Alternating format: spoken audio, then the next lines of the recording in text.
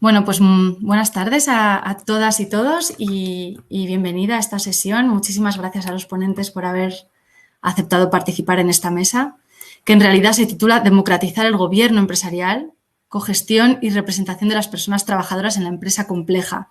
Faltaba una parte del título en el banner de presentación de la sesión.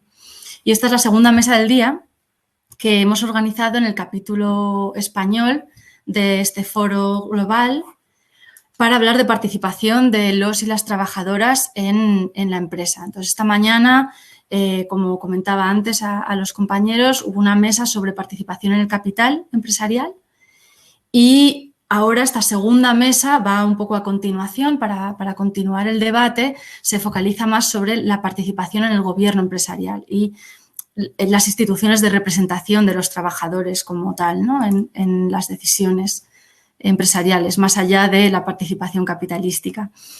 Entonces, bueno, antes de empezar, simplemente recordaros que se está grabando la sesión.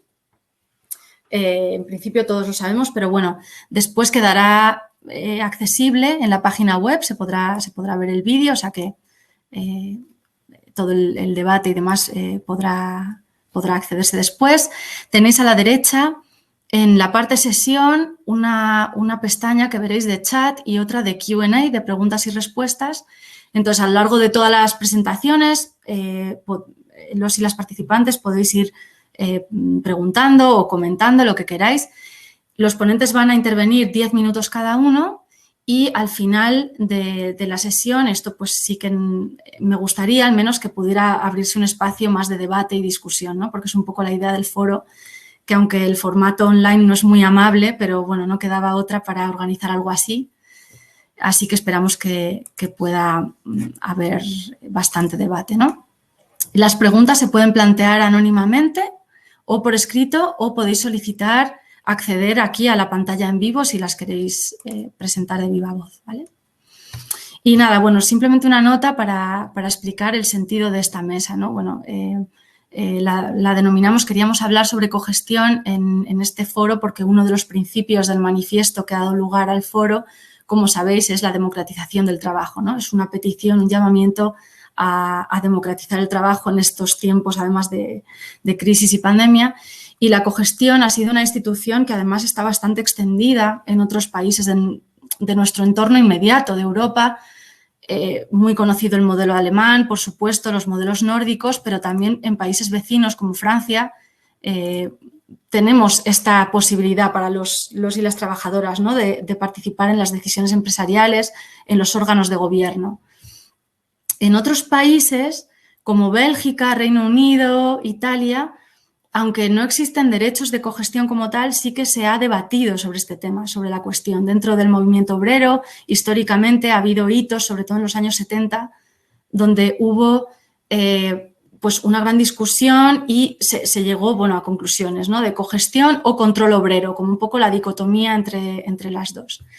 Pero en España lo cierto es que es un tema que se introdujo en los 80, pero desde entonces prácticamente no se ha hablado ni debatido, no hay movilizaciones sociales al respecto. En las mesas de negociación de convenios colectivos es un tema que no se lleva apenas, y me corregiréis si me equivoco los que más sabéis en esta mesa, pero sin embargo la reivindicación sí que se ha mantenido por parte de las organizaciones sindicales, las principales. Entonces hay ahí como una especie de desajuste que parecía llamar, ¿no? al debate que tenemos hoy. A ver por qué esto puede suceder, qué clase de relación ambivalente existe. Por un lado, ha habido una experiencia histórica en España y que de hecho se remonta a esos años 80, a un acuerdo para la empresa pública que se firmó pues, bueno, en un contexto de reconversión industrial, reordenación del patrimonio público un poco, pero que sigue en vigor, que permitió la participación sindical en consejos de administración o en comisiones de seguimiento. Muchas empresas públicas de aquel entonces eligieron esta participación en consejos de administración, ¿no? Y lo establecieron en sus convenios colectivos de empresa. Y aún hoy pues quedan empresas que siguen manteniendo esa representación. Otras, en cambio, la perdieron pues por, bueno, procesos de privatización, etcétera, y ya sabemos, internacionalización de grandes empresas públicas y la reforma laboral, por supuesto, de 2012, que alteró totalmente la jerarquía normativa, la ultraactividad de los convenios, ha hecho que muchos de esos convenios se hayan perdido y que tampoco se haya quizá desarrollado excesivamente la práctica, no se conoce mucho, ¿no? Entonces, bueno, es un tema donde la teoría, por un lado, y la práctica no siempre corresponden, no siempre se encuentran. Y por eso en esta mesa creo que tenemos mucha suerte, ¿no? Porque hemos podido contar con la presencia de ponentes muy diversos que nos pueden justo aportar esa perspectiva social, política y teórica para llevar el debate y poner otra vez la cogestión en el punto de mira, ¿no? en España. También que nos podemos preguntar, ¿no?, hasta qué punto estos sistemas quizá pues, se adaptan o no a las nuevas realidades de organización empresarial. Es también uno de los temas que vamos a tocar. Entonces, desde la práctica real tenemos aquí a Rafael García y a Daniel García, que son ambos representantes del sindicato Comisiones Obreras en los consejos de administración de Adif en España y de Alstom en Francia. O sea, dos empresas muy grandes del sector ferroviario que muchos conoceréis y, bueno, y que van a poder contarnos qué significa estar en un consejo de administración como sindicalistas, qué se puede hacer desde allí, qué se puede esperar, qué no, y qué se puede quizá cambiar o mejorar para que esta representación sea más funcional a la democratización del trabajo. Después contamos con planteamientos más teóricos y tenemos con nosotros pues, a Elena Isás y a Patricia Nieto, que son las dos profesoras de Derecho del Trabajo en la Universidad Autónoma de Barcelona y en la UNED, respectivamente. Y ellas nos hablarán justo de las dificultades para la representación colectiva en esas estructuras empresariales, cada vez más dispersas, más fragmentadas, organizadas, bueno, de esa manera compleja, ¿no? No es nada evidente y en España justo es un tema que preocupa porque se sabe de sistemas de cogestión muy estables en grandes empresas alemanas, pero en España que se suele tender pues, a pequeñas estructuras, sobre todo en el sector servicios, pues cómo compatibilizar esos sistemas de cogestión con unas estructuras, un tejido empresarial tan particular. Y por último, contamos con Roberto Uriarte, que es diputado de Unidas Podemos en el Congreso de los Diputados en España y que, bueno, además de interesarse por esta temática, ¿no?, de la participación, él hizo su tesis sobre este tema y es profesor de Derecho Constitucional en la Universidad del País Vasco, pero además ahora, bueno, y desde hace un par de legislaturas, si no me equivoco, pues tiene la oportunidad de abordar este tema desde el nivel legislativo institucional. Entonces nos podrá hablar pues de qué se está haciendo en el Parlamento y cuánto se puede esperar, ¿no?, con la correlación de fuerzas que hay ahora para impulsar este tema de participación. Pues bien, con esto podemos comenzar, si os parece, con Rafael García.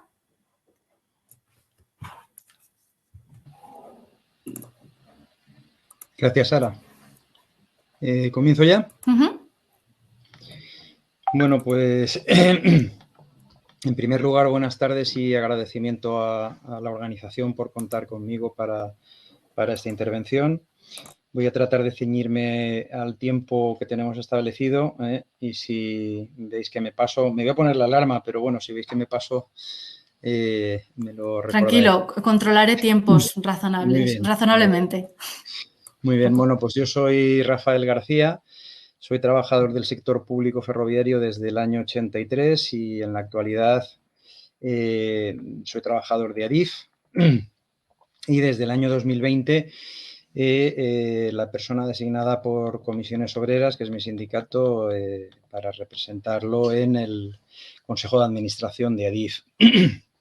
Adif y Adif Alta Velocidad realmente son dos entidades distintas, son dos consejos de administración, aunque comparten prácticamente estructura directiva y asuntos en un porcentaje importante, ¿no? Con anterioridad, bueno, en el sector ferroviario, tanto en Renfe como en Adif, he tenido cargos de todo tipo, desde el nivel operativo hasta el nivel directivo. Y con anterioridad al año 2020 fui consejero también por Comisiones Obreras entre los años 2017 y 2020.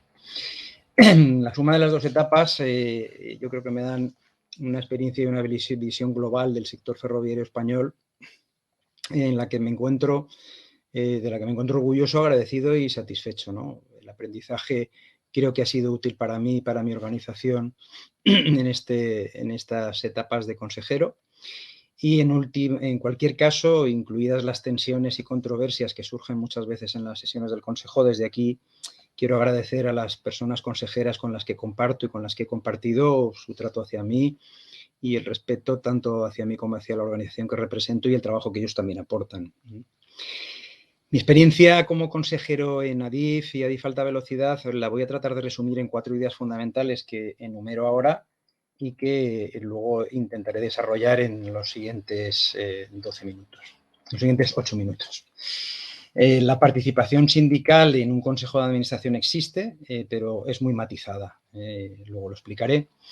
La capacidad de influencia es muy pequeña y la capacidad de influencia de un consejero sindical es muy pequeña y viene determinada tanto por la estructura empresarial como por la composición de los consejos.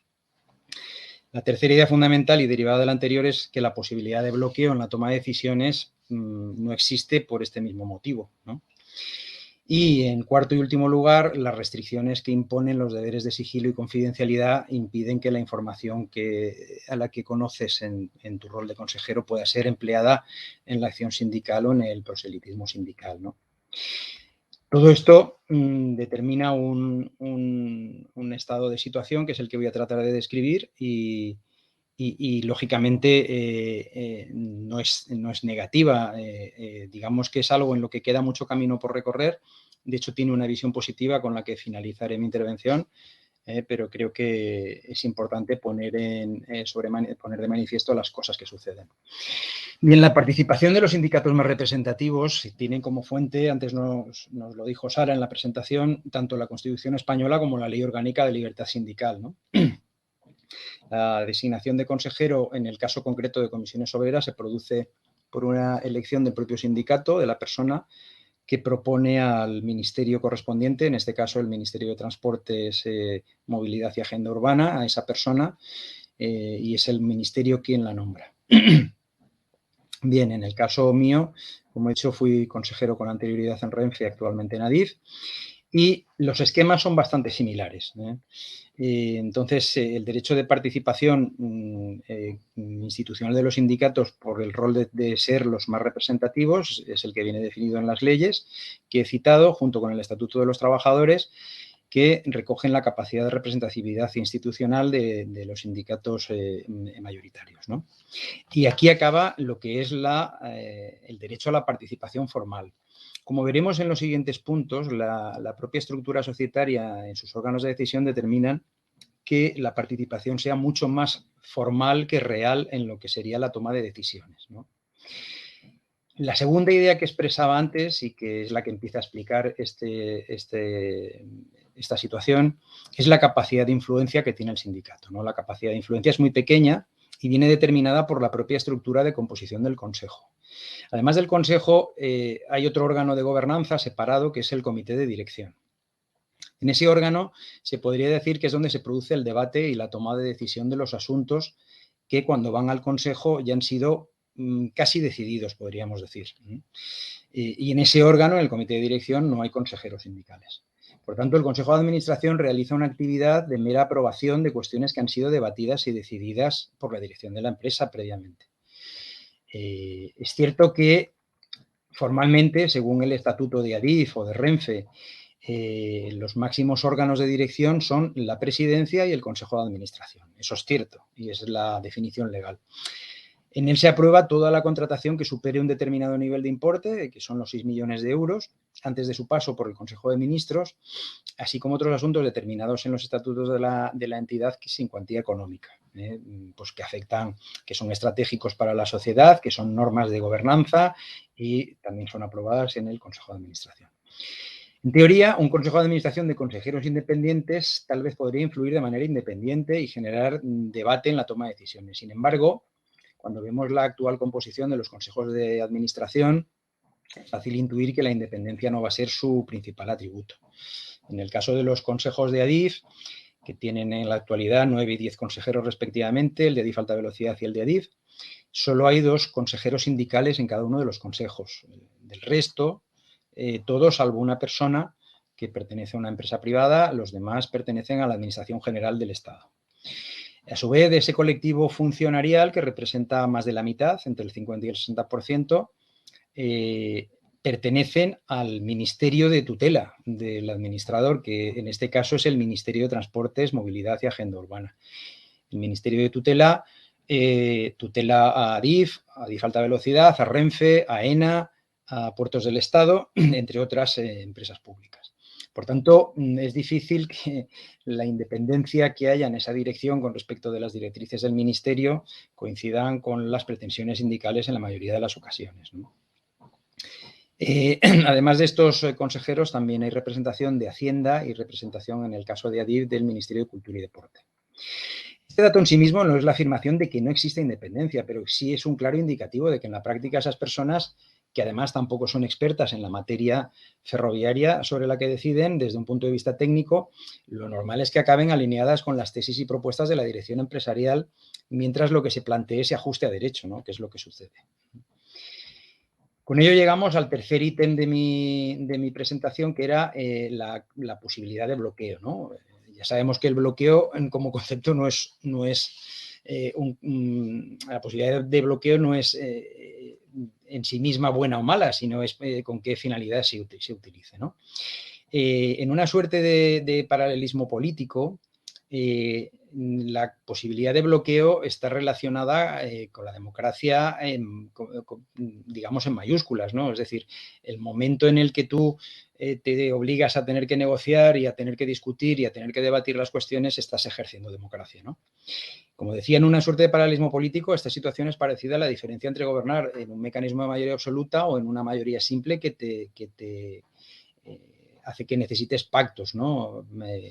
De esto tenemos un buen ejemplo en la España actual, ¿no? Donde afortunadamente hemos pasado de ese bipartidismo que generaba uno tras otros mayorías absolutas de rodillo, ¿no? A una situación donde los pactos obligan al debate, ¿no? Entonces, en mi opinión, tratándose de una empresa pública como es el ADIF, que además gestiona, por tanto, intereses colectivos y que son de interés general para toda la ciudadanía, la posibilidad de bloqueo que provendría de un pluralismo mayor en la composición de las personas consejeras sería bueno para la ADIF y para la sociedad a la que sirve, ¿no?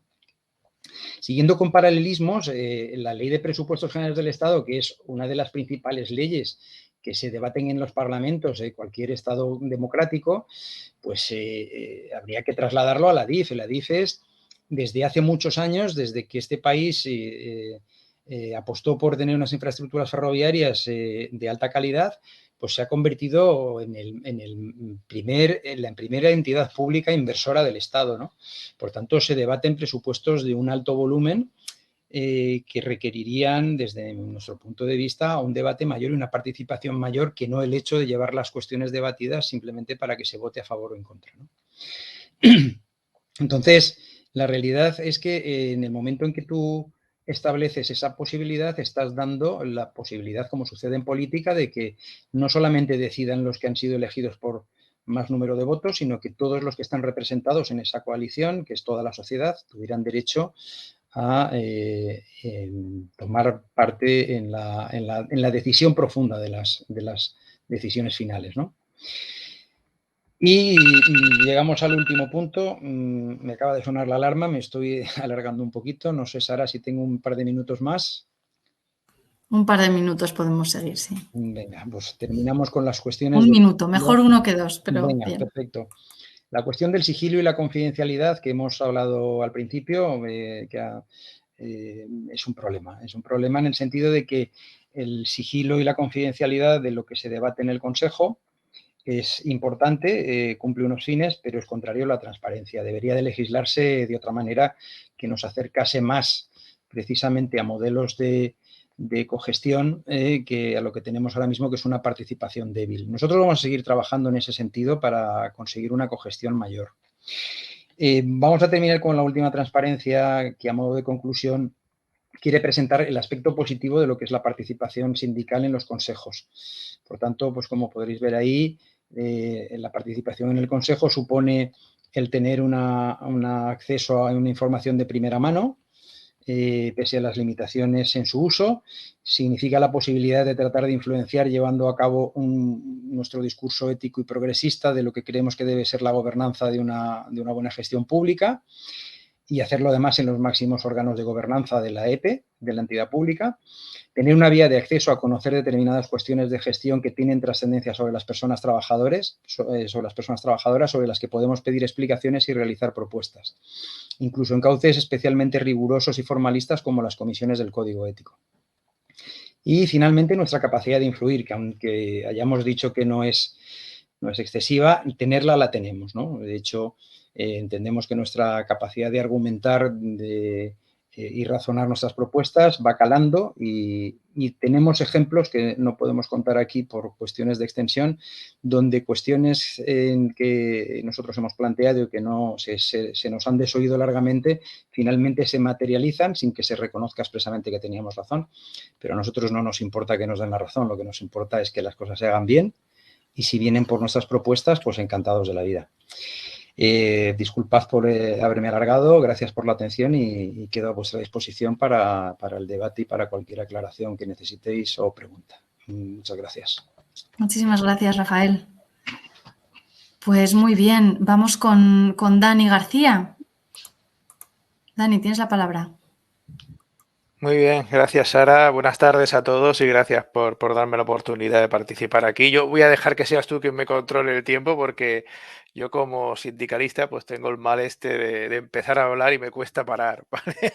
Por lo tanto voy a intentar controlarme lo máximo posible. Lo primero, quiero hacer una breve presentación, como he hablado antes con Sara, porque creo que será interesante para entender después algunas cosas que voy a explicar, o luego durante el debate pueden salir. Yo he estado unos 12 años, más o menos, entre 12 y 13 años, que mis responsabilidades sindicales han sido, pues, tanto aquí en mi país como secretario general de comisiones obreras en Alstom, en mi fábrica, a nivel estatal, y en paralelo a esta coordinación estatal en la que iba participando también con la Federación de Industria, con el sector ferroviario, que es donde empezamos a establecer contacto con Rafael y los compañeros del sector ferroviario de la FSC. Tenía también la responsabilidad de he sido vicesecretario y secretario del Comité Europeo. Durante todos estos 12 años han sido actividades que las he llevado todas a la vez, se llevaban en paralelo, ¿no?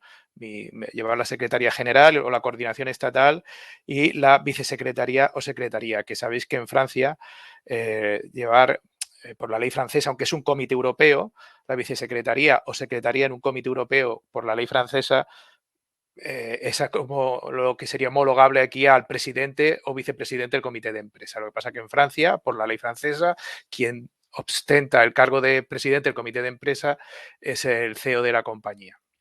¿Vale? Por lo tanto, el puesto de lo que sería aquí el presidente del comité de empresa es el secretario. Bueno, es igual, simplemente para que os situéis. Y en paralelo también pues he estado llevando la responsabilidad internacional en la Federación de Industria en Cataluña. Por lo tanto, todos estos eran mis responsabilidades sindicales que hasta que fui designado por el Comité Europeo, y ahora explicaré cómo, para estar dentro del Consejo de Administración de la multinacional de Alstom y representar así a todos los trabajadores europeos, que será lo que marcaba la ley o lo que marca la ley francesa. Pero yo, antes de empezar a explicar qué es, voy a empezar un poco, ahora sí que ya empiezo después de la presentación, un poco qué es la empresa, quién es Alstom. Alstom es una empresa del sector ferroviario que sabéis que recientemente ha adquirido Bombardier, por lo tanto se ha convertido en la segunda empresa a nivel mundial de fabricante de material ferroviario, tanto en material móvil como infraestructura, puede hacer incluso llaves en mano. Es una empresa con 70.000 trabajadores a nivel mundial y repartida en más de 70 países. Por lo tanto, el consejo de administración en el que estamos es un consejo de administración que representa a la multinacional a nivel mundial. El proceso de elección dentro de esta multinacional, que además es una empresa que cotiza en el CAC 40 en Francia, CAC ESG ahora es un nuevo una nueva denominación que han sacado en Francia para empresas que cumplen con los compromisos de París de emisiones cero y descarbonización, y por lo tanto pues ahora tiene esta categoría, está ahí catalogada, y hay pues pocos consejeros fuera de Francia, multinacionales francesas, que estén dentro de estos consejos de administración. No sé si somos unas 58 personas, que somos personas fuera de Francia que estamos en consejo de administración que son de empresas del CAC 40. Por lo tanto, pues tiene la importancia que Comisiones Obreras pues tengamos ahí a alguien representando a los trabajadores. El proceso de elección, ¿cómo fue? Bueno, la ley francesa establece que el Comité Central francés, en una multinacional o en una empresa que tenga unas dimensiones como esta, tiene derecho a tener un asiento, un miembro que represente a los trabajadores franceses dentro del Consejo de Administración. Y desde hace unos años, si es una multinacional que tiene además Comité Europeo, también tiene derecho a un sitio más donde es elegido, en este caso por el Comité Europeo, tiene que designar a una persona que ocupará ese asiento dentro del Consejo de Administración de la multinacional. En mi caso, pues fui elegido por el Comité Europeo, soy consejero desde principios de enero de este año, y fui designado el año pasado. El año pasado se designa por el Comité Europeo, en coordinación con Industriol, por supuesto, y con mi sindicato, nos pusimos de acuerdo de que yo podía ser la persona, y de manera unánime, pues los 18 delegados que representan a 10 países en Europa y más de 15 organizaciones sindicales decidieron que estaríamos nosotros como Comisiones Obreras en ese órgano de representación, junto con otro compañero que ha sido elegido por el Comité Central francés. Por lo tanto, somos dos personas que estamos dentro del Consejo de Administración y, como digo, uno elegido por el Comité Central francés y otro por el Comité de Empresa Europeo. Este Consejo de Administración, ahora que se ha fusionado o ha adquirido Bombardier, pues ha pasado a tener una composición de 14 miembros, de los cuales la mayoría son todos independientes, y de esos 14, pues como ya he dicho, 2 somos representantes de los trabajadores. Dentro de este Consejo de Administración también existen, como ha dicho Rafa, diferentes comisiones o comités. Se rige por el Código de Comercio francés este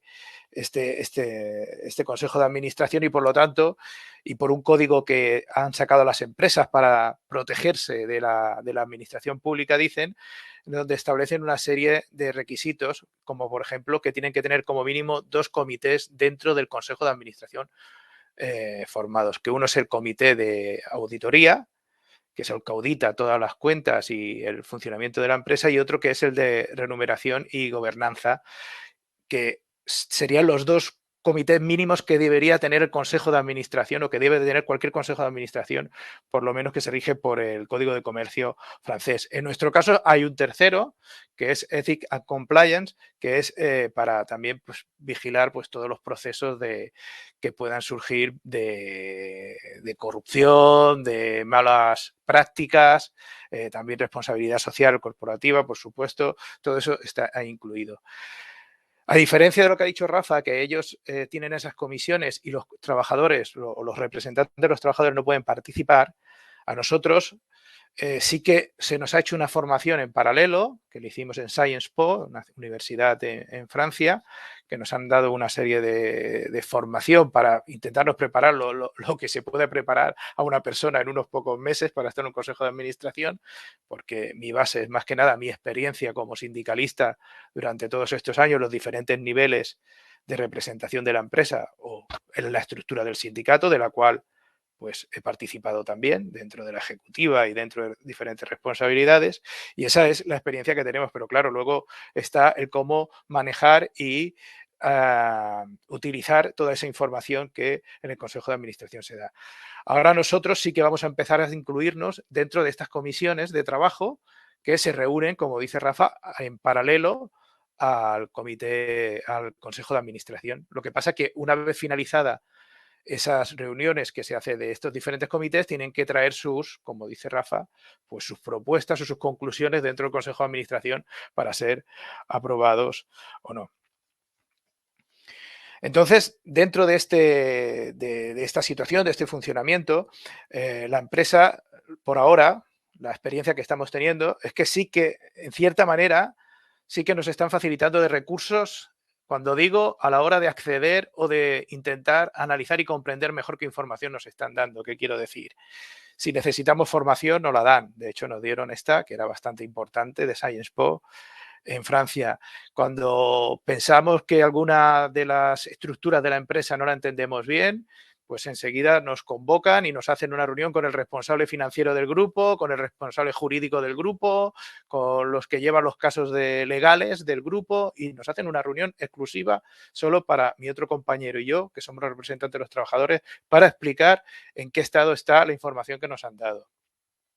Luego tenemos una base de datos que se llama Daily Trust, que cada consejero tiene un acceso, por supuesto, particular con su contraseña y está muy, muy controlado, donde previo a todas las reuniones del consejo, que se establecen con un calendario bastante amplio, por lo tanto, yo sé así ya todas las fechas del consejo de administración del año que viene, una semana o dos antes ya nos mandan un mensaje y toda la información se vuelca en esa página web o en esa base de datos a la que podemos acceder nosotros también y por lo tanto empezar a analizar, a visualizar y analizar, intentar comprender toda esa información que posteriormente se tratará en el Consejo de Administración. Debo decir que no siempre está toda, ¿eh? Siempre hay información que no la encontramos directamente el mismo día del Consejo, pues por lo que sea, no les dicen que no les ha dado tiempo a acabarlo de elaborar, los informes o lo que sea, y por lo tanto, al final no lo encontramos encima de la mesa. Eso en cuanto a los recursos.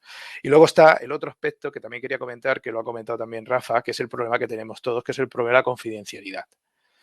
La ley en Francia es muy restrictiva. Dani, disculpa, te queda un minuto, ¿vale? Un minuto, wow, Sí. vale. Muy rápido. La confidencialidad. Nosotros tenemos periodos de blackout que le llaman, que es donde cualquier consejero no puede hacer ninguna transacción, pero es que además en nuestro caso a los sindicalistas, a los representantes de los trabajadores no podemos tener ninguna otra responsabilidad sindical y por lo tanto tampoco contacto con nuestros compañeros, con lo que se hace difícil pues que podamos compaginar y poder utilizar todo lo que representa el Consejo de Administración, trasladarlo a la acción sindical, que es lo que empezamos a hacer con los comités europeos. Ahora ya, para ir rápido y de modo de conclusión, ¿qué es lo que quiero decir? Estamos al inicio del camino y lo mismo que nos pasó con los comités europeos al principio, que no sabíamos bien cómo utilizar el comité europeo y aplicarlo, hacer una aplicación práctica a la acción sindical y luego lo descubrimos a través de los procesos de información y consulta que nos han sido muy útiles para luego trasladar esos procesos de información y consulta y transformarlos en acción sindical a nivel local en tu país, han sido muy útiles, lo hemos visto. Ahora estamos al inicio también en los consejos de administración, por lo menos por nuestra parte, de ver cómo podemos en algún momento utilizar más allá de nuestra voz, que eso sí que lo estamos haciendo desde el minuto 1, que es trasladar la opinión de los trabajadores dentro del consejo, eso por supuesto, pero ver cómo podemos desarrollar y luego hacer una aplicación práctica como acción sindical, si pudiera ser posible, para mejor uso para los trabajadores. Yo nada más, no me enrollo más, muchas gracias. Y bueno, muchísimas gracias. Muchísimas gracias, Dani. A ti, bueno, a ti. Muy bien y gracias por vuestros testimonios, creo que muy concretos, dan muchos elementos luego también para la discusión. Vamos a seguir con Elena y Sas. Entonces, ya para pasar a la parte más teórica.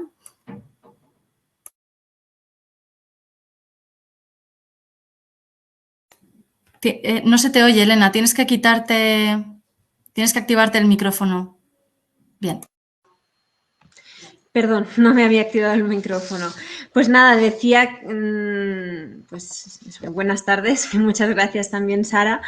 Y que esta mañana, en la sesión que moderaba Pablo, se ha estado hablando de participación en el capital, esencialmente desde un punto de vista fundamentalmente teórico, muy interesante. Elena, ahora, disculpa, creo que se oye un poco mal. Puede ser que tengas el cable mal conectado o algo que esté un poco flojo. Se oye como eco, sí. Sí. Sí, pues no sé qué puede ser, la verdad.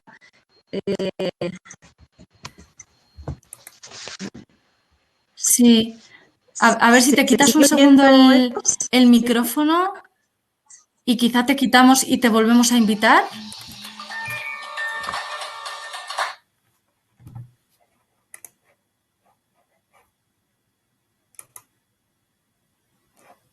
No sé si decir, mientras se resuelve el problema de Elena con el micro, quizá mejor dar la palabra a Patricia y así vamos avanzando, ¿te parece, Elena?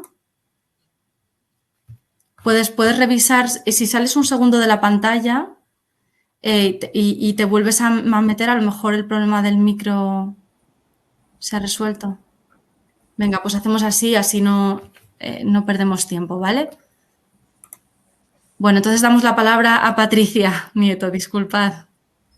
Nada, muchísimas gracias, Sara, por la invitación y para mí es un placer compartir mesa con todos y todas, especialmente con Elena y Sas, que llevamos varios años trabajando el tema de la representación en la empresa. Ella hizo su tesis sobre la democracia sindical, yo la hice sobre el modelo de representación en la empresa y ambas íbamos a hablar de cómo dar respuesta en un ordenamiento jurídico como el español a las empresas sin representación, porque ha sido genial que se pongan como primeros testimonios tanto lo que estáis haciendo desde comisiones, tanto en Alstom como en Adif, pero lo cierto es que buena parte de nuestro tejido empresarial no tiene ninguna estructura estable de representación. Entonces, es cierto que a la luz del ordenamiento jurídico español y del mandato que daba el artículo 129.2, que tanto le ocupó a Roberto en su tesis doctoral, pues hacía un mandato al legislador para promover las diversas formas de participación en la empresa y lo decías tú en tu intervención inicial, Sara, la tibieza con la que se acoge por el legislador el mandato a promover las diversas formas de participación. Yo mi tesina la hice sobre la participación financiera de los trabajadores y son anecdóticos los convenios que contemplan algún tipo de participación en beneficios y muchos de ellos de empresas de matriz francesa donde hay una trayectoria mayor. ¿Y qué ocurre con la participación en la gestión? Que a pesar de lo que dice el artículo 64 del estatuto, que reconoce varias competencias a los comités de empresa, creo que es bueno también plantear en un foro de debate como este que buena parte de la población asalariada en este país trabaja en empresas sin representación. Entonces, sobre ello incidirá más Elena porque era su parte inicial de intervención, pero creo que hila conmigo. Y Elena luego hablará de cuáles son los problemas que plantean la ausencia de representaciones en muchas empresas y cuando ella y yo hablábamos, a mí me ocupaba plantear también que si tuviésemos que identificar un adjetivo de la empresa en 2021, al menos en el mercado de trabajo español, sería una empresa fragmentada. Decías cómo dar respuesta en el sector servicios, cómo dar respuesta al sector industrial. Vamos a pensar en el sector automotriz, donde en función del color de tu mono de trabajo en Volkswagen Navarra, tus condiciones laborales son unas u otras. Entonces, ¿y cuánto problema está teniendo el propio gobierno progresista en aprobar la reforma del artículo 42 del estatuto que trata de dar una respuesta a las contratas y subcontratas y ver cómo se representan intereses no necesariamente convergentes de trabajadores con diferentes estatutos jurídicos? Pues bien, así las cosas, yo había preparado de manera breve una presentación que espero que veáis bien y que paso a plantear lo que a mi juicio ¿Podrías ponerla en modo sí, ya o la más grande? No sé si soy yo que la veo pequeña o... Esto ya está en modo lectura a pantalla completa. Vale, perfecto. No, sí, está bien. Perdóname. Nada. Claro, un modelo, cuando hablamos de modelo de representación, vamos a hablar de un modelo de representaciones, porque en un mismo espacio de trabajo pueden coexistir representantes unitarios y representantes sindicales y en función de la camisa en la que se siente ese sujeto que está representando a los trabajadores, será distinta su forma de actuar.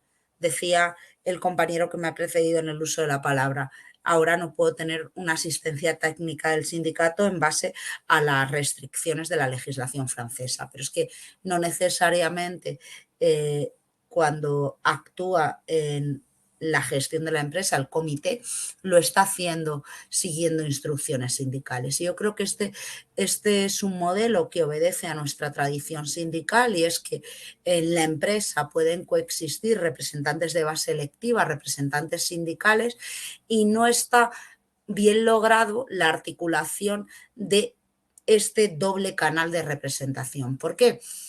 Porque nuestro modelo de representación en la empresa se basó en la audiencia electoral, habida cuenta de que las tasas de afiliación son bajas y que el sistema no coadyuva a que éstas se incrementen. ¿Por qué?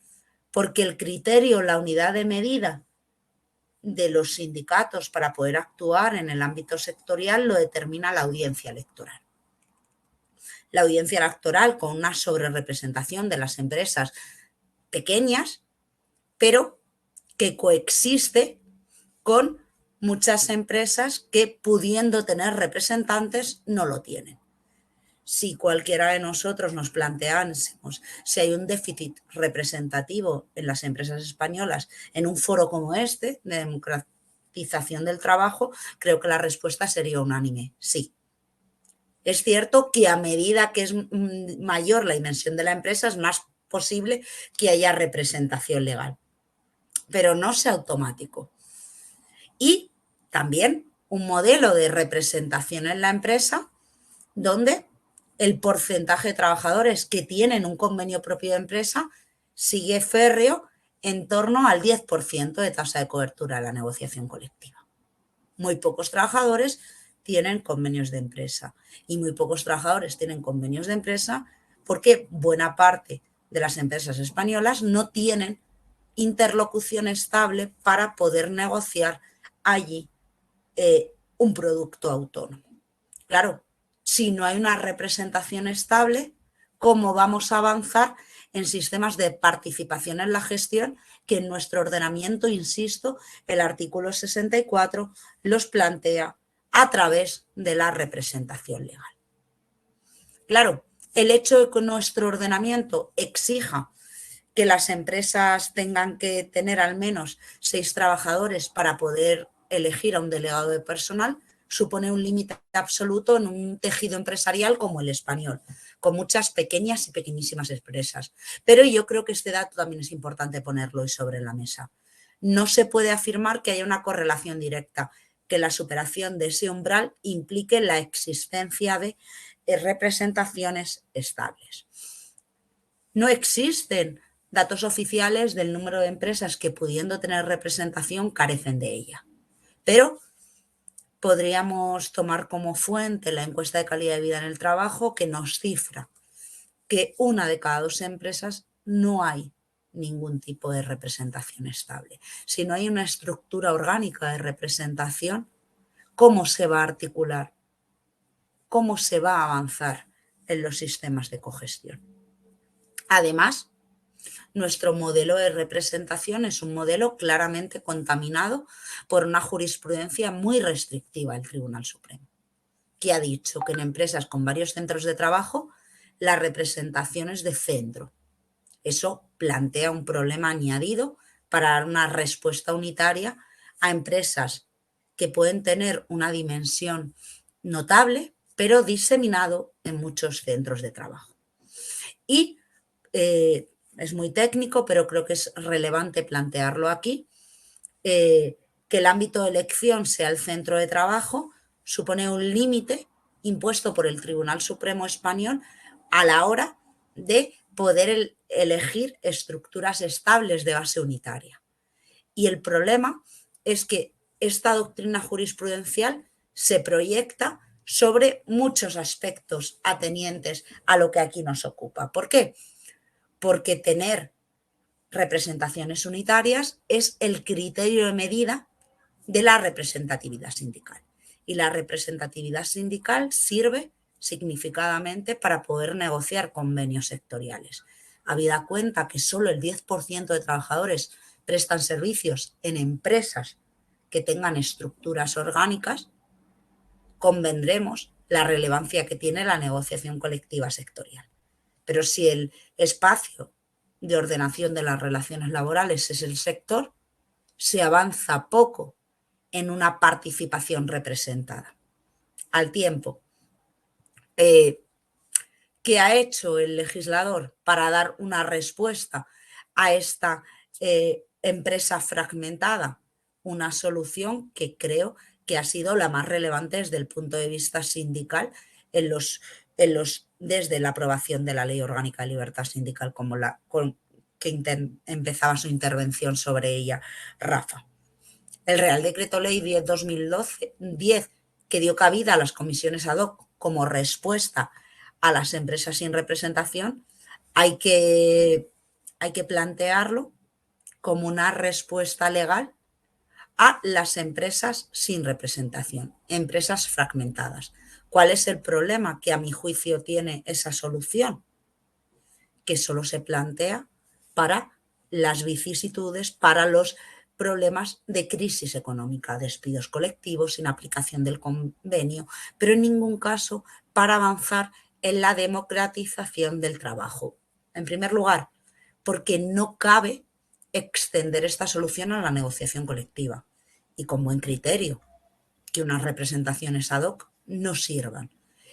Comisiones Obreras ha analizado los expedientes de inaplicación de convenios que ha habido entre 2010 y 2019 y más del 70% de las inaplicaciones en este país se han negociado con comisiones ad hoc, que más que negociación ha sido imposición.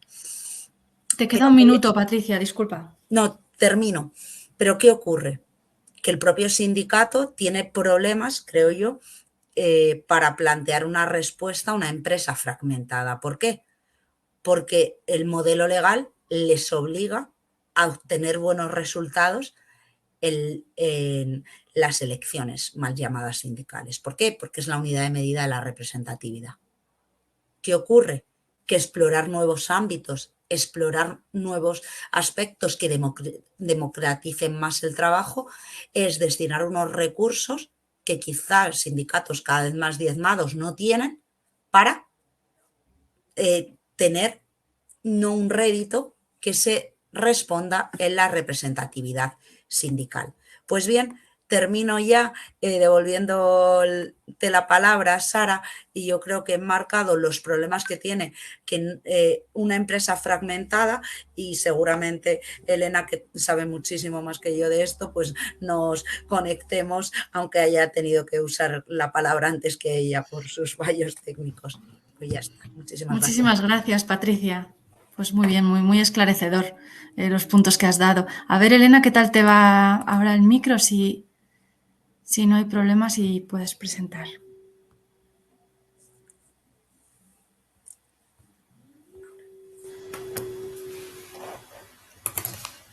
Ahora no te oímos. Yo por lo menos no oigo. ¿Vosotros tampoco? A ver si tiene puestos los auriculares y el micro. No veo auriculares. ¿Tienes auriculares enganchados? No, quiero decir por eso, que estén puestos, pero no los tenga cerca de... Que a veces, como si yo me los quito y no me doy cuenta que los tengo enchufados. No iré. Ya. No tienes, bueno. Vamos a probar a ver.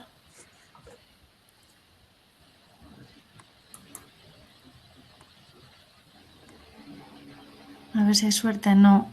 Quizá hay que volver a probar a salir y volver a entrar.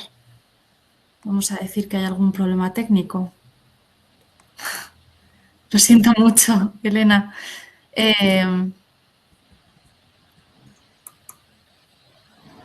Pruebas a salir y vuelves a entrar, y quizá Pablo puede hacer una pregunta, una consulta técnica, a ver qué es lo que puede pasar. Sí, mientras tanto hago yo la pregunta. Bueno, pues voy a dar paso entonces a Roberto. No pasa nada, como luego habrá de todas maneras discusión, pues las intervenciones se van a encontrar igualmente. Roberto, entonces tienes la palabra, tienes que activarte el micrófono. ¿Se me oye ahora? Muy bien, estupendo. Vale. Muy bien. Bueno, pues nada, buenas tardes y muchas gracias, Sara, y a todas las compañeras y compañeros que estáis aquí presentes por vuestras intervenciones. Yo simplemente voy a hacer una una pequeña panorámica de cómo está, digamos, la situación, la regulación legal de esta materia. Decir simplemente que es mi primera legislatura, digamos, un poquito fuerte, salvo la legislatura fallida anterior de unos meses. Con lo cual, bueno, pues mi perspectiva va a ser en este momento, aunque lo haga como legislador, más bien va a ser como docente, ¿no? Que es donde tengo más experiencia y donde he trabajado. Pero bueno, básicamente una serie de hitos, digamos, para explicar lo que ha sucedido en estos años en materia regulatoria en España con este ámbito de la democracia en el trabajo, de la democratización del trabajo, que yo diría que nos hemos centrado un poquito en las cuestiones que son de participación de los trabajadores en la empresa capitalista típica y hemos dejado un poquito de lado la cuestión de las cooperativas, de las sociedades anónimas laborales y las empresas específicamente participativas, que, bueno, pues es otra cuestión que también está vinculada con la democratización del trabajo, el fomento de las empresas per se participativas, pero sí que el sistema, digamos, o sea, lo que más nos interesa aquí, pues sería el de la participación en la empresa típica. Digamos, el primero de los hitos es el artículo 129.2 de la Constitución. Es evidente que la Constitución se reclama, digamos, del ámbito del constitucionalismo social, de la segunda posguerra europea, que es en el ámbito en el que surgió, digamos, toda la materia o que surgieron los avances importantes en materia de participación de los trabajadores, tanto en la gestión como en el capital, sobre todo en Alemania, sobre todo en las grandes empresas. Luego podemos debatir si tiene algún sentido la cogestión en el ámbito de una pequeña y mediana empresa. Yo creo que fundamentalmente hay que encuadrarlo en la gran empresa. Y digamos que el artículo 129.2 tiene las previsiones fundamentales. Por una parte, el apoyo a las empresas participativas y concretamente a las cooperativas, y por otra parte, el apoyo a la participación en la empresa capitalista típica, tanto la participación en el capital como la participación en la gestión. Estos mandatos claros del artículo 129.2 son mandatos que después de 4 décadas pues siguen inactuados, siguen sin haberse puesto en práctica en lo sustancial. Ha habido pequeños movimientos y lo que voy a intentar es hacer un esquema de esos pequeños movimientos, partiendo de que el artículo 129.2 de la Constitución no solo permite, sino que habilita, establece un mandato claro al legislador de que legisle en ese sentido, ¿no? No llega a ser, digamos, de la radicalidad de otras constituciones sociales, como puede ser la propia de la española del año 31, que hablaba de una república de trabajadores de todas las clases, o la italiana, que habla de una república fundada en el trabajo, pero sí que tiene claramente una vocación de reforzar el contrapoder sindical, el contrapoder obrero en la empresa, y a todo lo largo del texto de la Constitución, y el artículo 129.2 es una concreción clara, establece un mandato claro al legislador. ¿Qué es lo que sucede? Que este mandato pues, no se ha desarrollado demasiado. Vamos con el segundo de los elementos, digamos, que es un pequeño desarrollo que hubo en su momento, que es el de la Ley 31/1985, que al regular las cajas de ahorros introduce la posibilidad de participación de un pequeño porcentaje, prácticamente pues un consejero, en algún caso podía ser 2, en el Consejo de Administración de las cajas de ahorro, pero como sabéis, pues esto ha tenido un final infeliz, la cuestión de las cajas de ahorros. Digamos que un modelo de empresa que ha sido extremadamente eficiente y social a lo largo de toda la historia contemporánea, desde la monarquía hasta la dictadura de Primo de Rivera, la república, el franquismo y la democracia, un modelo de empresa que ha sido un modelo de éxito, pero que, digamos que desde esta cultura neoliberal en la que estamos, pues se ha buscado algún fallo en la gestión en los últimos años para no solo llevarse al niño, digamos, con las aguas, ¿no? y para desprestigiar y para hundir algo tan social como han sido a lo largo de la historia las cajas de ahorros. El tercero de los hitos, digamos, un hito ya con un carácter más general, no específico de un ámbito como puede ser las cajas de ahorros, sino de carácter general, fue una proposición que hubo en su momento, una proposición de ley que fue presentada en nombre del Grupo Socialista por Ramón Jáuregui en aquel momento, en el año 2002, en la que se intenta regular de forma genérica, digamos, los derechos de información, de cogestión y de participación en el capital. Es una proposición interesante, pero que por avatares legislativos pues acabó disolviendo la legislatura y no se llegó a tramitar, y de hecho ya el propio grupo que en ese momento lo proponía nunca la ha vuelto a rescatar, con lo cual pues quedó un poco como una cuestión no nata, por decirlo así, y bueno, pues se frustró.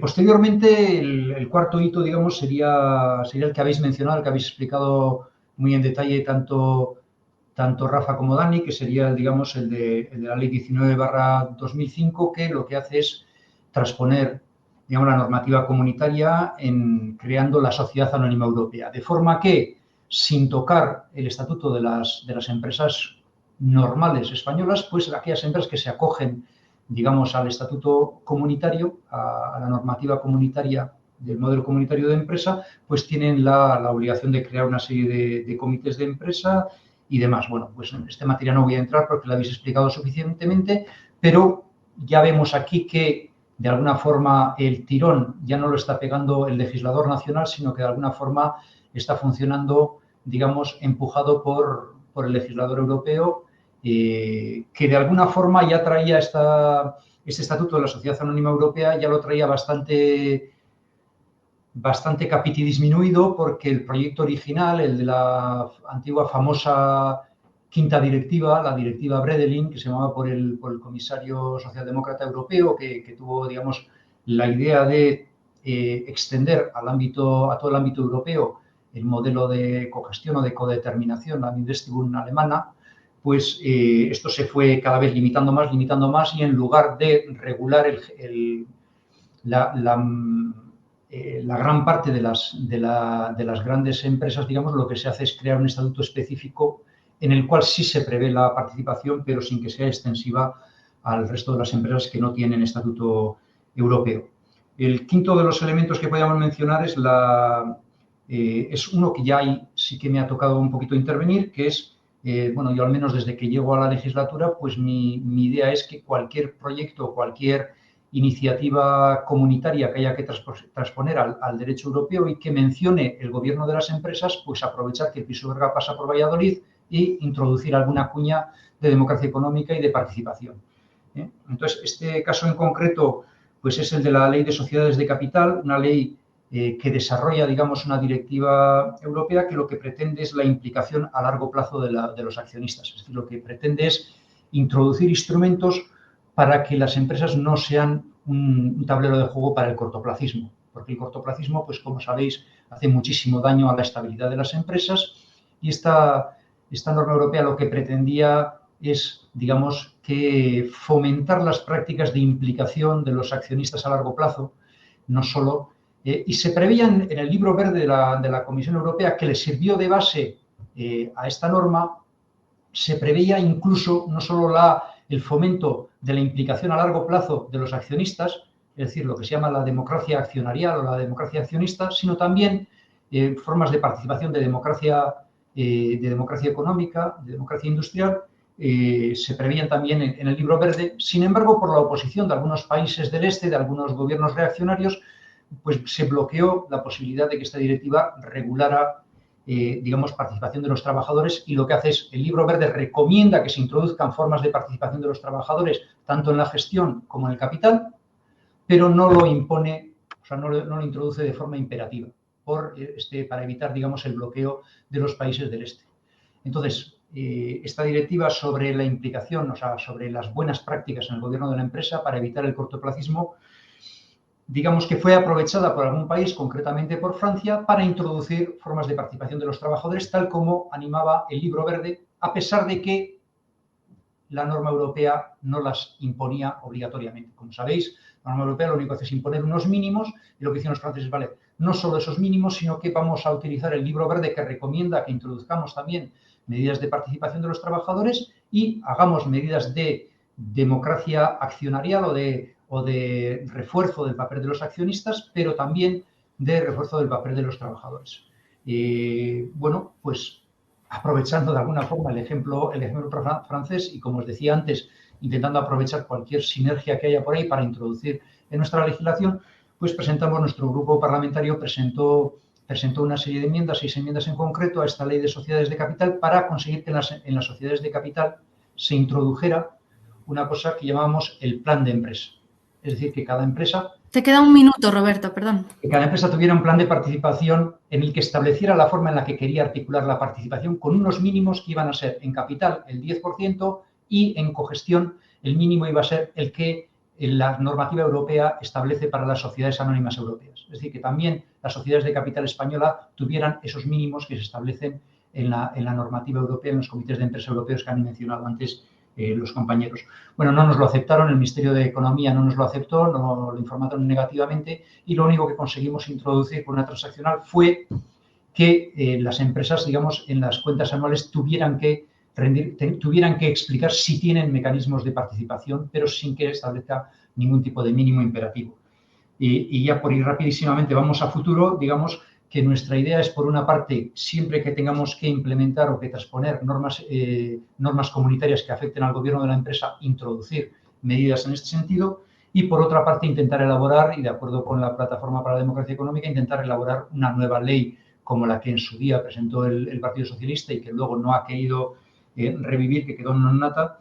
Y en cuanto, como me decías, que hiciera alguna idea también un poquito a futuro, pues de cara a futuro yo creo que se abre una oportunidad en la medida en que la vicepresidenta del Gobierno y ministra de Trabajo pues tiene un proyecto, digamos, de naturaleza claramente laborista, en la medida en que se articula sobre la cultura del mundo del trabajo y sobre los grandes consensos, pues creo que eso es una oportunidad histórica para que intentemos traer de nuevo a la agenda pública y a la agenda política esto que es un elemento tan fundamental de lo que son los modelos del norte de Europa, del norte y del centro de Europa y de lo que ha sido, digamos, uno de los principales desarrollos de la socialdemocracia que Corbyn intentó hace poco revivir, que no ha funcionado, pero bueno, pues aquí tenemos otra oportunidad de tomar el relevo de Corbyn en esta materia y de intentar empujar un poco por la democratización económica. Gracias. Muchas gracias, Roberto. Pues a ver si es así. Elena, no sé si ya te funciona esto, si quieres intervenir. Bueno, voy a probarlo. No sé si me podéis oír ahora. Ahora parece que va bien, sí, perfecto. Parece que sí. Bueno, esperemos que siga. Pues en primer lugar, mis disculpas. No sé qué es lo que ha ocurrido. En las pruebas había funcionado todo, pero bueno, saliendo del todo y volviendo a entrar, parece que se ha arreglado lo que fuera, el problema técnico que fuera. Bien, pues en mi caso, la intervención se centraba básicamente en cuestiones de representación. La intervención de Patricia la he podido oír a medias porque estaba intentando solucionar los problemas. Yo creo que hay alguna cuestión que ella ya ha puesto sobre la mesa. El planteamiento, básicamente, a la hora pues, de configurar, ¿no?, la temática también para esta mesa, era poner de manifiesto que las cuestiones de estructura representativa finalmente son muy relevantes para poder plantearnos formas de participación en la empresa y, sobre todo, teniendo en cuenta, como decía Sara en su presentación, la estructura que tenemos en España, y no solamente en España, pero una estructura empresarial de tejido económico con una clara predominancia de las pequeñas y de la microempresa. Pero en realidad las problemáticas de representación yo creo que no se centran tanto en las empresas muy pequeñas, sino que son especialmente incisivas en las empresas que tienen un mayor volumen de trabajadores, pero que tienen una estructura muy atomizada, con muchos centros de trabajo, con pocos trabajadores. Y ahí sí que creo que Patricia ya lo ha puesto sobre la mesa, ¿no? Los importantes condicionantes que la normativa que tenemos actualmente y que en realidad es la originaria del Estatuto de los Trabajadores del año 80, sin que haya habido cambios en estos aspectos, pues determinan un modelo de estructura representativa que no se adapta en absoluto a la realidad actual. Yo creo que ya no se adaptaba en aquel momento a la realidad existente, pero cada día menos, ¿no? Entonces, un modelo que se centra lo que se basa en el centro de trabajo como centro de imputación de la representación unitaria, y me centro en mi intervención básicamente en la representación unitaria, combinado con unos umbrales para poder acceder a la representación y a la vez combinado con unas limitadísimas posibilidades de agrupación de centros de trabajo para poder acceder a tener instancias representativas, ya de por sí pues, configuran un modelo que desde el punto de vista de su articulación legal es muy deficiente. Como también ponía sobre la mesa Patricia, además la interpretación jurisprudencial y básicamente la interpretación que ha llevado a cabo el Tribunal Supremo limita hasta el extremo las posibilidades de construir instancias representativas en espacios en los que, bajo mi punto de vista, es poco lógico que no haya o no se abran opciones para esa representación. Yo creo que se limitan innecesariamente posibilidades básicamente de agrupación de centros de trabajo, se consolida una concepción muy reduccionista del concepto de centro de trabajo y todos estos elementos componen un cóctel que combinados pues llevan como resultado a enormes vacíos de representación que, como también comentaba Patricia, son muy difíciles de cuantificar, pero que por los datos existentes que son forzosamente inexactos, se intuye, en todo caso, que son vacíos de representación de gran magnitud. A partir de esta realidad también debemos plantearnos, o creo que es conveniente plantear, otras cuestiones en relación a la estructura representativa que en nuestra configuración legal resultan prácticamente ciencia ficción, pero que en otros países pues, tienen regulaciones bastante razonables, ¿no? Y me refiero sobre todo a la articulación de estructuras de representación más allá del ámbito de la empresa. Singularmente en los casos pues, de subcontratación, de descentralización productiva, en las que pues, sería muy razonable que pudiera haber instancias de representación que de alguna forma permitieran pues, trasladar a la representación esa realidad empresarial, ¿no? Y observando las legislaciones que tienen en vigor otros países, como puede ser, por ejemplo, Francia singularmente, Alemania en cierto modo, pues vemos cómo estas posibilidades de articular representaciones más allá del ámbito de la empresa están mucho más desarrolladas. Es cierto que debe tenerse en cuenta que no siempre que la regulación no lo hace todo y que en estos países en los que hay normativa que permite e incluso fomenta o de alguna forma impulsa la creación de órganos de representación que vayan más allá de las fronteras de la empresa, los también pocos datos existentes o las cuantificaciones que se han hecho arrojan como resultado que la implantación de este tipo de órganos no es tan generalizada como se pudiera pensar observando simplemente la letra de la ley, ¿no? Y que, por lo tanto, hay otros elementos que no son estrictamente los condicionantes jurídicos, pues que inciden en la posibilidad real de implementación de órganos de representación. Pero, sin duda, si no existe esta posibilidad desde el punto de vista de la normativa, pues, lógicamente,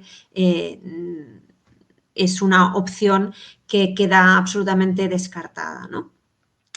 A partir de ahí y partiendo de que esta es nuestra realidad, no hay ninguna duda y yo creo que se puede decir que hay un consenso muy amplio en el campo del iuslaboralismo, en la necesidad imperiosa de modificar el Estatuto de los Trabajadores en cuanto a las estructuras de representación. Como digo, creo que el consenso es amplísimo desde este punto de vista.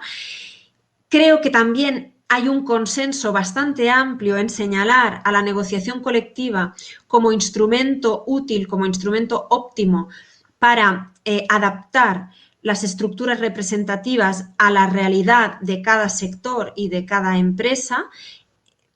Y cuando digo señalar a la negociación colectiva como instrumento óptimo, para su incorporación o para la incorporación de un llamamiento por parte de la ley a la negociación colectiva, llamamiento que encontramos en legislaciones de otros países y que está absolutamente ausente, ¿no?, del Estatuto de los Trabajadores. Si dejamos de lado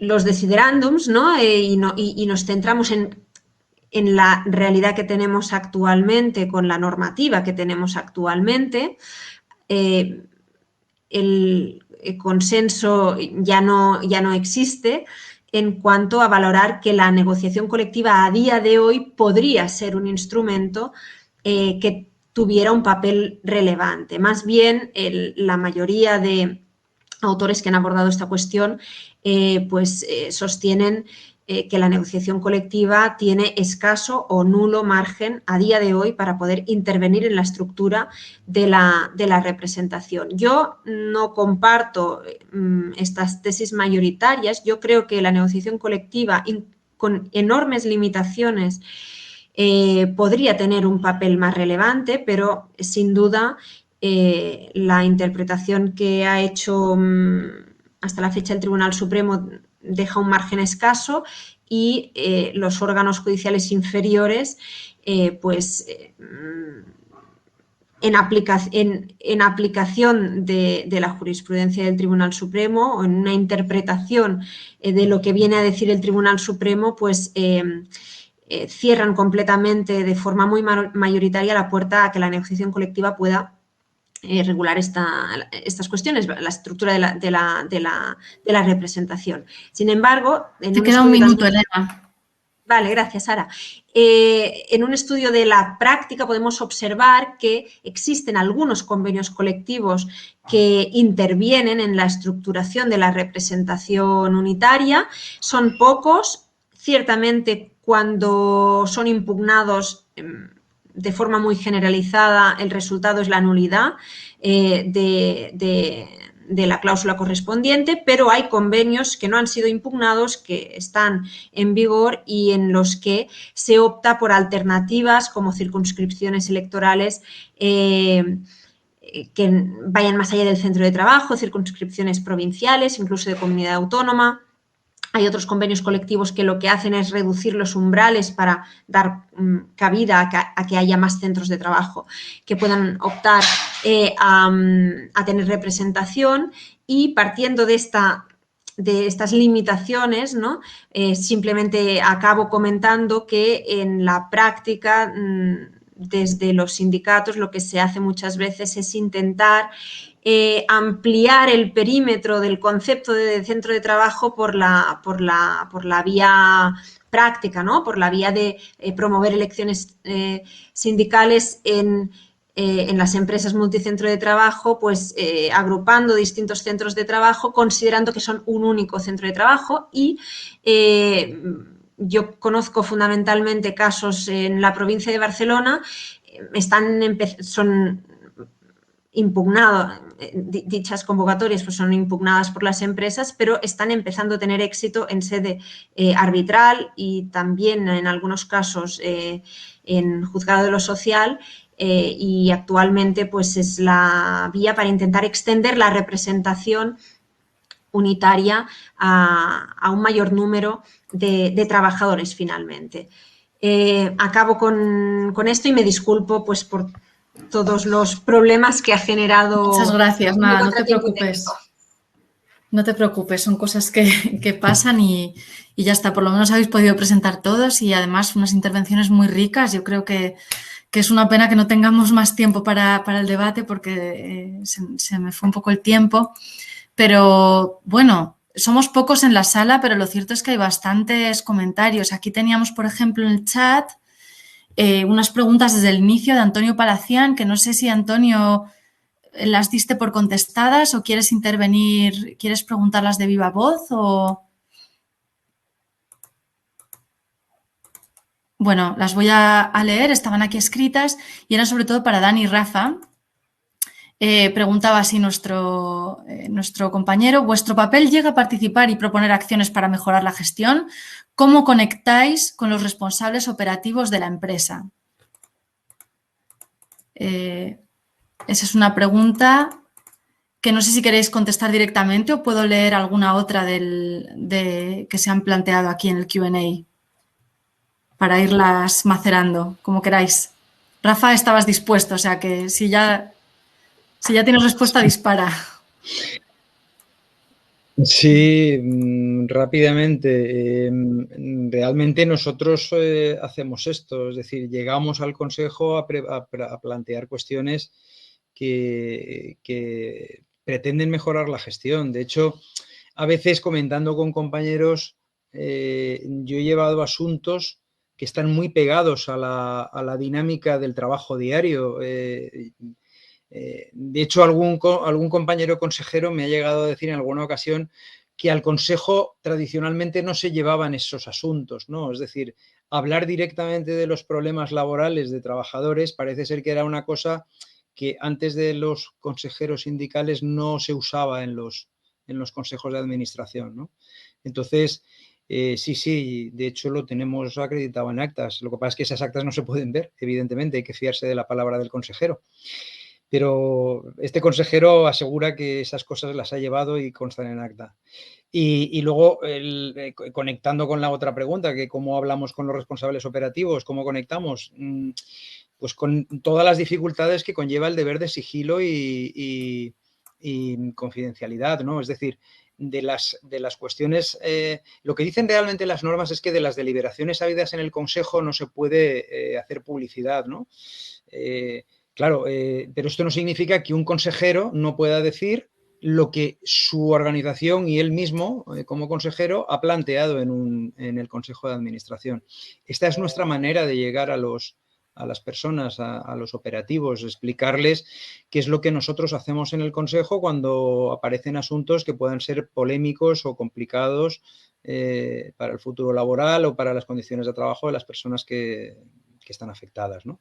Con todas esas limitaciones lo hacemos como podemos.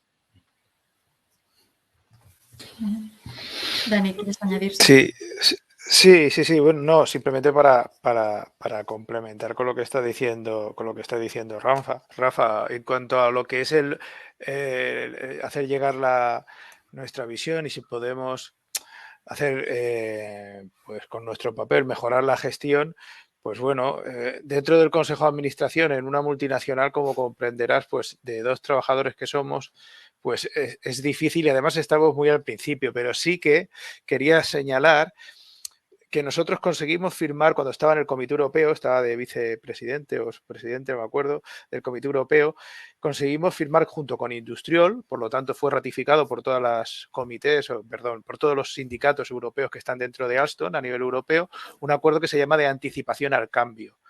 Ha sido un acuerdo importante que lo hemos ido renovando y que una de las claves es que los trabajadores, el Comité Europeo, los representantes de los trabajadores podamos participar con mucha anticipación en base a todo lo que marca la Directiva de Información y Consulta, pero antes de que haya una reestructuración, que es cuando realmente aplica por las leyes, las directivas transnacionales, ¿no? De cuándo debes aplicar un proceso de información y consulta, mucho antes de que llegue eso, tenemos establecido ya por un acuerdo qué clase de informaciones cada cierto tiempo se nos tiene que dar, para ir viendo en qué línea va la multinacional, la compañía, y por lo tanto poder hacer propuestas y tener capacidad de propuesta y de mejorar la gestión, y por lo tanto anticiparnos a lo que luego podría ser lo que siempre llamamos el mal peor, ¿no? Que tengas que afrontar algún tipo de reestructuración. Y eso, que dentro del Consejo de Administración no lo puedes tener, porque eso es un acuerdo a nivel sindical, pero sí que la filosofía, sí que uno de mis papeles, o lo que vamos, por lo menos mis objetivos, es empezar a trasladar algo así, ¿no?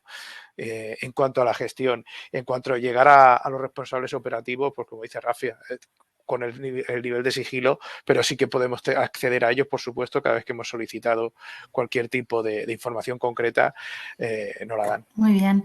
Una pregunta para Roberto Uriarte por el Q&A. ¿Cree que el PSOE puede ser un socio en la perspectiva de legislar sobre la democratización en el trabajo? ¿Piensa que este tema debe ser una prioridad para la izquierda alternativa?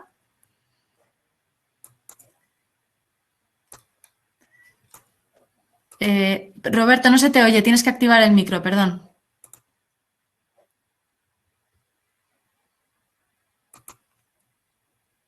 ¿Consigues activar tu micrófono? Es que no tenemos controles nosotros aquí. Ahora. Muy bien. Bueno, yo creo que debería ser una prioridad para todas y para todos. Es decir, y creo que el concepto de... había una idea tradicional de que era que la democracia no se puede quedar en la puerta del trabajo, ¿no? El trabajo es el elemento constitutivo de la vida de la mayoría de las personas. Pocas personas son rentistas en este mundo y por mucho que hablen del fin del trabajo, la mayoría de las personas trabajamos y nos ganamos la vida trabajando.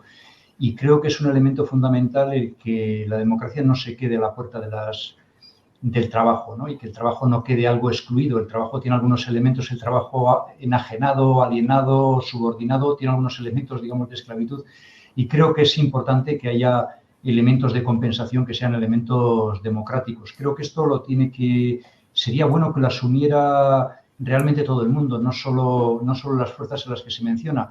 De hecho, tiene que haber un ecosistema cultural del valor del trabajo y de la democracia en el trabajo, que al fin y al cabo las personas dedicamos lo más importante de nuestra vida al trabajo, porque el resto pues, nos queda para dormir o para hacer las labores de comer pero que la mayor parte de tu vida la dedicas al trabajo y que haya unos elementos de participación es fundamental y el desterrar, digamos, los elementos absolutamente jerárquicos y en eso pues el feminismo también tiene mucho que decir, ¿no? En el cambio de roles, digamos, de cómo tiene que funcionar las empresas. A mí me gustaría pensar que el PSOE todavía puede tener alguna idea de rescatar, digamos, lo que son los viejos valores de la socialdemocracia. Realmente entre las socialdemocracias europeas no hay una apuesta fuerte por el tema de la democracia económica e industrial, salvo la que ha hecho Jeremy Corbyn. Es decir, ningún otro socialdemócrata europeo en este momento está por rescatar los elementos más radicales, más democráticos de las propuestas que en su día podía tener Olof Palme o que podía tener la socialdemocracia nórdica. Y bueno, pues a mí me gustaría pensar que todo eso se puede recuperar y en ese sentido hablaba de que, digamos, la cultura que está generando o que está intentando transmitir pues la vicepresidenta y ministra de Trabajo, pues creo que puede ser positivo. Yo hago votos de que, porque digamos que las personas con el apoyo de UGT y de las personas, digamos, que dentro del Partido Socialista sean más proclives a este tipo de iniciativas, pues espero que haya un mayor apoyo. Y por otra parte, deciros simplemente que en algunos sitios, en concreto, por ejemplo, en el País Vasco, desde la Fundación Arizmendiarrieta, una fundación, digamos, que promueve las ideas del fundador del cooperativismo de Mondragón, es decir, que se sitúa en el mundo cristiano, que no pertenece ni al mundo de la socialdemocracia ni de la izquierda alternativa, pero se sacaron unas propuestas por las cuales el Parlamento Vasco y el Parlamento Navarro, por unanimidad, apostaron por un modelo más participativo de empresa, por unanimidad de todos los partidos. Creo que en esta cuestión, digamos que la vanguardia la tiene que tener el propio mundo de trabajo y las organizaciones que son más cercanas al mundo del trabajo, pero creo que es una cuestión que la tiene que entender la sociedad. Un modelo totalmente jerárquico de empresa, un modelo antidemocrático no es necesariamente más eficiente, sino al revés, desperdiciar digamos, el capital humano de las personas y la capacidad de aportación de los trabajadores en el proceso de decisión de la empresa, creo que es un error serio y ya incluso desde posiciones que no sean de izquierdas, esto tendría que ser algo a planteárselo, porque es absurdo descartar esta opción, en mi opinión. Desde luego, nuestra propuesta y desde nuestro grupo parlamentario tenemos claro que es una de nuestras prioridades y en este sentido, pues nuestra cercanía es absoluta con lo que es la postura de los sindicatos. Pues muchas gracias, Roberto. Bueno, había ahí un par de preguntas más, pero la verdad no creo que nos dé tiempo a tratarlas ya, porque se nos ha echado la hora encima y no sé, no sé quién las ha planteado, son anónimas, pero si la persona en cuestión pues quiere hacerlas, que lo indique, y muy brevemente, si no, daría la palabra a los ponentes para un poco cerrar, si tenéis alguna idea para cerrar este panel. A mí me han quedado algunas ideas y me hubiera gustado también hacer algunas preguntas, pero creo que seguiremos quizá el debate en paralelo ya fuera de la sesión. Entonces, no sé, ¿alguna idea para estos 3 días con la que queráis que nos quedemos de vuestra presentación o de lo que os ha suscitado el intercambio en esta sesión?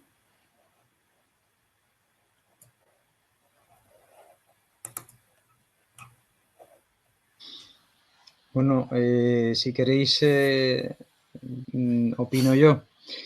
Yo creo que ha sido, sinceramente, una sesión muy interesante.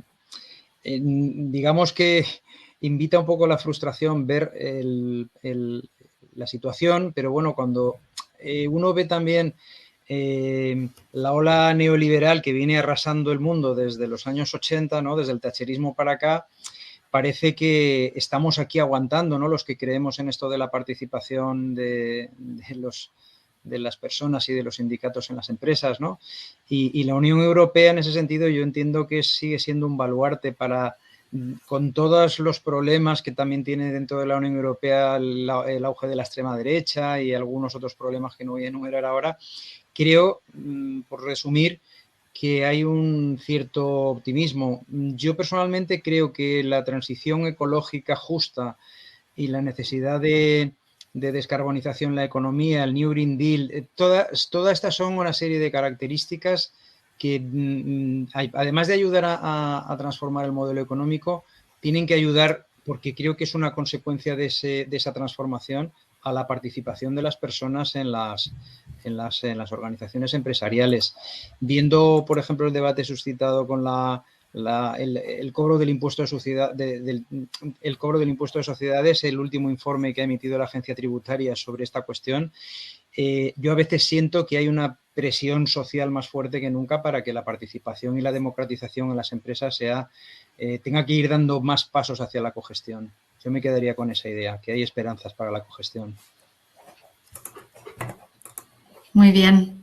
Es una de las ideas también que me llevo, que estamos al inicio del camino, ¿no? Pero en un proceso de aprendizaje y por lo que Roberto comentaba también, aunque hay, han salido aquí pues algunas ideas, ¿no? De cómo haría falta siempre tener en cuenta que la necesidad de articulación con órganos de representación dentro de la empresa, también el tejido empresarial en España, pero por lo general me voy con la idea de que hay oportunidades, ¿no? Ahora mismo y tanto las transposiciones de directivas europeas como la posibilidad ahora quizá por el Gobierno y el Ministerio de Trabajo que está ahora en activo, pues que quizás se pueda impulsar alguna iniciativa legislativa también en este sentido, retomar las iniciativas de 2002. No sé si Patricia, Dani, Elena, Roberto, ¿tenéis alguna idea así con la que irnos contentos en estos 3 días? Sí, Dani.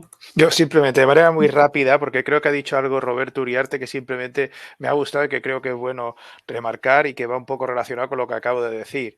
Al final, lo que creo que tenemos que conseguir es que los trabajadores tengamos capacidad de propuesta, capacidad de ofrecer alternativas, sobre todo porque nosotros tenemos una visión más a largo plazo que la que tienen muchas veces los directivos de la empresa, que es cortoplacista, que es a lo que se refería él antes. Porque van a objetivos muy determinados a 1 año, 2 años vista, y por lo tanto nosotros no, nosotros en ese aspecto somos conservadores porque queremos conservar nuestro puesto de trabajo, perdonad la broma, pero sí que es verdad que nuestras propuestas siempre son a largo plazo. Yo tengo que tener capacidad de propuesta y para eso acceso a la información y acceso a una manera que la pueda entender y la pueda trabajar para ofrecer alternativas y sobre todo luego eso cómo poderlo transformar para en el momento en que nos haga falta poder hacer acción sindical para forzar o conseguir lo que tengamos que conseguir. Nada más, gracias. Muchas gracias a todos por haberme dejado participar.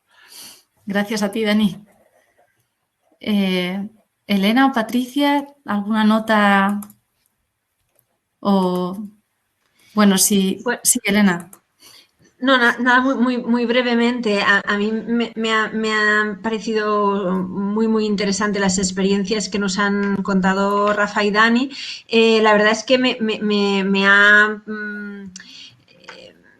ha parecido, la verdad es que incluso casi chocante, ¿no? Desde el punto de vista de la finalidad de estas...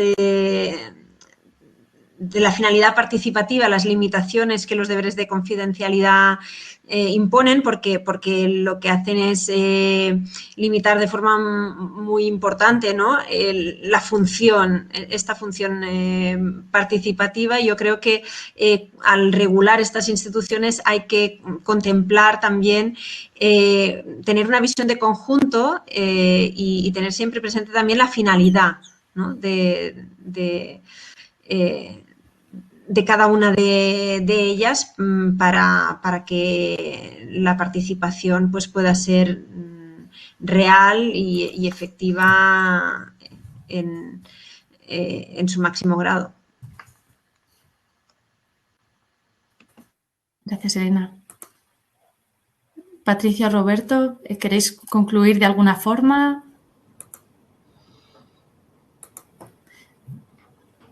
Bueno, yo sí.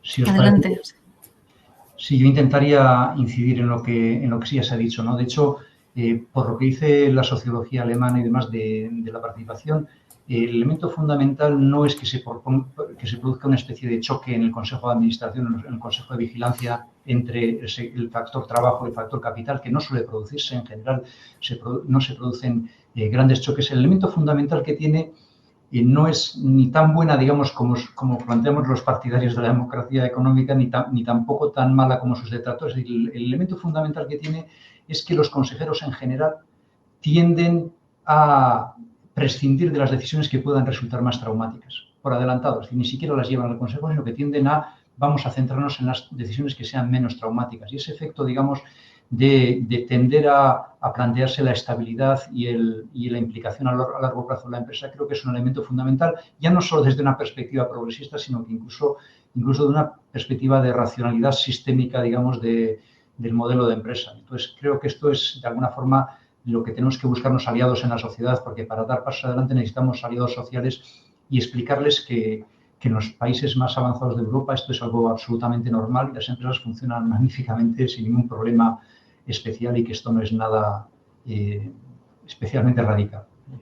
Creo que hay que buscarnos aliados y hay que intentar explicarlo con tranquilidad, que muchas veces lo que esto promueve simplemente es la estabilidad, la implicación de las personas en la empresa, la corresponsabilización de los trabajadores, un mayor elemento de corresponsabilización en la medida en que pueden participar más. Y bueno, pues en el fondo tiene todos los riesgos y todas las ventajas de la democracia también en las instituciones o en la política, ¿no? En el trabajo es más o menos lo mismo. No es un sistema perfecto, pero es el menos malo de los conocidos.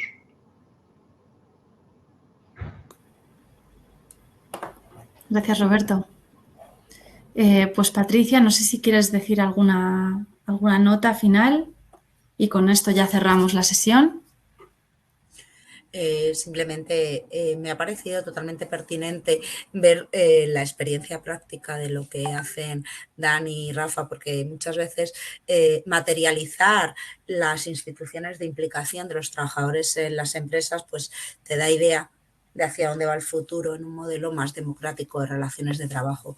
Es verdad que a lo mejor Elena y yo hemos tenido aquí el punto más crítico en todas las empresas en las que ese proceso no se está consiguiendo, y yo creo que ahí el derecho es un factor más, que hay una parte también de un clamor social por avanzar más en la democratización, pero que también hay un modelo de mercado de trabajo cada vez más precarizado en muchos sectores productivos, donde hablar de participación de los trabajadores en las empresas suena como un mundo un poco utópico, que creo que tendremos que transitar todos los que creemos en la importancia de avanzar en la democracia en todos los ámbitos, incluido en el trabajo. Pues muchas gracias, Patricia. Sí, efectivamente parece que tendremos que seguir predicando, pero bueno, ha estado genial teneros aquí hoy. Muchísimas gracias de verdad por vuestro tiempo y las aportaciones. Y bueno, por quedaros un poquito más del tiempo previsto. Y nada, seguiremos en contacto y poniendo este tema en la agenda, ¿no? Porque parece que sí hace falta seguir hablando. Una sesión no da para mucho más, pero si vamos reuniéndonos alrededor de este tema, pues yo creo que podrá avanzarse y poder crear este tipo de encuentros donde la práctica y también la crítica real, lo que está pasando a nivel social en las empresas y a dónde llega esa participación y dónde no, es muy importante poner esas perspectivas en diálogo, yo pienso, para poder avanzar. Así que muchísimas gracias, de verdad, y espero que nos veamos en alguna otra sesión. Ahora a las 5 tenemos un panel general que está traducido, está en inglés, pero se puede seguir en español. Así que si aún queréis cogeros un café y seguir un poco conectados, pues allí nos veremos. ¿Vale? Muy bien, muchísimas gracias. Gracias a todos, al resto. Igualmente, gracias a todos. Hasta luego. Gracias, un saludo. Hasta luego.